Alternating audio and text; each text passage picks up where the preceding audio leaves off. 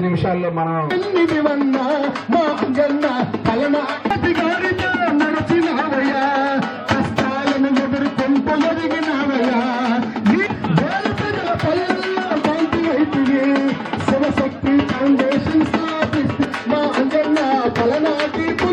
కావాల్సిందిగా మనవి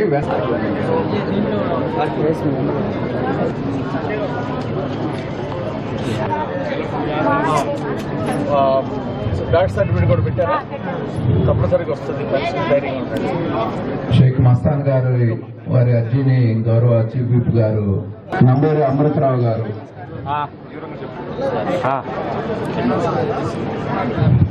వచ్చింది కానీ తర్వాత పఠాన్ సైదావలి గారు వారి దరఖాస్తుని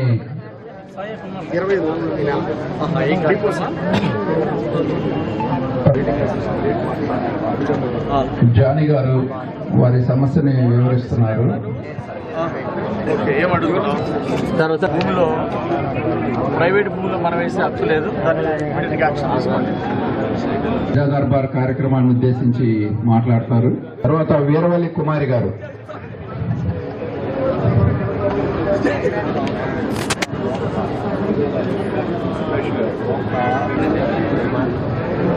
అర్జీ ఇస్తున్నారు. నంబూరి అమృతరావు గారు ఇబ్బంది అయితే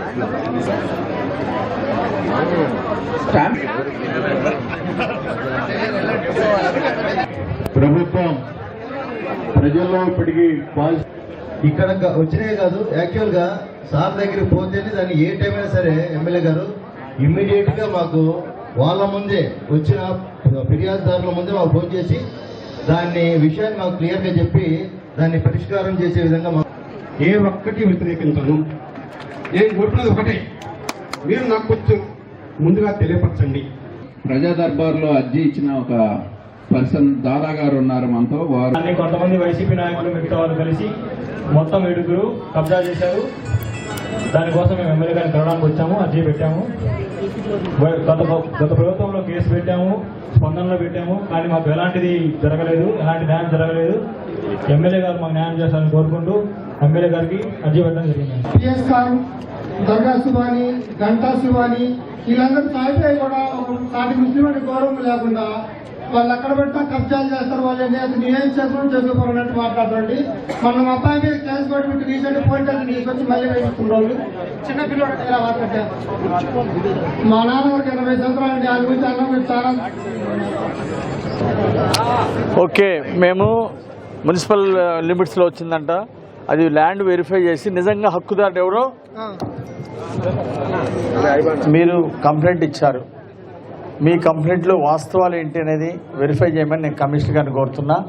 ఆ ల్యాండ్ సర్వేని పెట్టి ఆ భూమి మీద లేదా ఎవరిది అనేది తేల్చి నిజంగా మీకు ఆ భూమి మీద హక్కు ఉంటే తప్పనిసరిగా ఆ భూమి మీకు అందేట్టు చేస్తారు. అట్లాగే మిమ్మల్ని భూమి మీదై మిమ్మల్ని నిజంగా ఇబ్బంది పెట్టుంటే దాని మీద భూమి మీద తేలిన తర్వాత దయచేసి కమిషనర్ గారు ఇది ఎన్ని రోజుల్లో తెలుస్తారు? 1 వారం రోజుల్లో తెలుస్తుంది సార్. సీనియర్ సర్వేర్లు కూడా పెట్టి, ఒకరు కాదు అవసరమైతే 2 సర్వేర్లు పెట్టి, మండల సర్వేర్ని 2 సర్వేలతోటి దాన్ని తేల్చండి. ఆస్తి వీళ్ళది అయ్యండి, గతంలో వీళ్ళ బెదిరించింది వాస్తవం అయితే దాని మీద కేసు టేకప్ చేసి వీళ్ళకి రక్షణ కల్పించండి. దాని మీద చర్యలు తీసుకోండి.